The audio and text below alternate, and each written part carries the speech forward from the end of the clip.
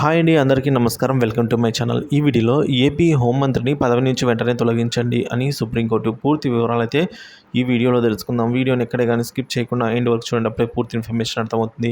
అలాగే వీడియోకి ఒక లైక్ చేయండి ఫ్రెండ్స్. ఇక వీడియోలోకి అయితే వెళ్ళిపోదాము. ఫ్రెండ్స్, ఇక విషయానికి వచ్చినట్లయితే ఏపీలో జగన్ వైఖరి ఇప్పుడు కూటమి ప్రభుత్వానికి కంటిపై కునుకు లేకుండా చేస్తోంది.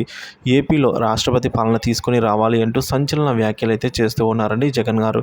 అయితే ఆంధ్రప్రదేశ్లో శాంతి భద్రతల అంశంపై మాజీ ముఖ్యమంత్రి జగన్ ఢిల్లీకి వెళ్తే తాను కూడా అక్కడికే వెళ్ళి తేల్చుకుంటానని హోంశాఖ మంత్రి వంగలపూడి అనిత అన్నారండి.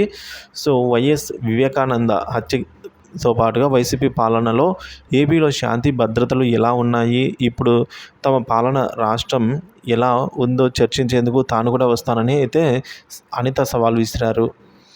సో తేల్చుకుందాం హోమ్ మినిస్టర్ అండి.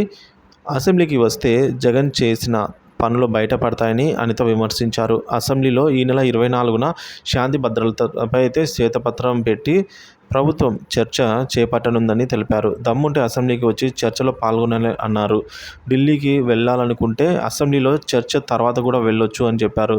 జగన్ చేస్తున్న శవ రాజకీయాలకు ఆయనకు సిగ్గనిపించకపోయినా ఏపీ ప్రజలు ఆయన ప్రవర్తనకు సిగ్గుపడుతున్నారని అనిత అన్నారు. జగన్ చెప్పినట్టు నెల రోజుల వ్యవధిలో 36 రాజకీయ హత్యలు జరిగితే ఆ వివరాలు బయట పెట్టాలని చెప్పారు. ఎన్నికల్లో ప్రజలు ఆయనకు బుద్ధి చెప్పారని అన్నారు. రాష్ట్రంలో కూటమి ప్రభుత్వం ఏర్పడ్డాక 4 రాజకీయ హత్యలు జరిగితే అందులో చనిపోయినది 3 తెలుగుదేశం వారే అని అయితే తెలియజేశారు. మాజీ హోంమంత్రుల మధ్య డిష్యూమ్ ఆడల మధ్య పంచాయతీ ఇలానే ఉంటుంది మరి అని అంటున్నారు.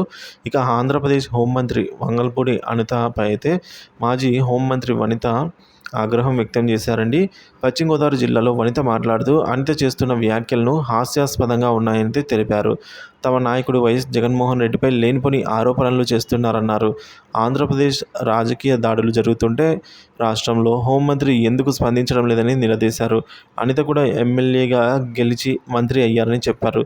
చంద్రబాబు కూడా కుప్పానికి ఎమ్మెల్యేనే అని అన్నారు. పోలీసుకు స్వేచ్ఛ ఇవ్వాలి అని, వాళ్ళ పని వాళ్ళు చేసుకొనివ్వాలని చెప్పారు. టీడీపీ నేతలు దాడి చేసి తమ పార్టీ నాయకులపై కేసులు పెట్టిస్తున్నారని కూడా ఆమె ఈ సందర్భంగా ఆరోపించారు ఫ్రెండ్స్.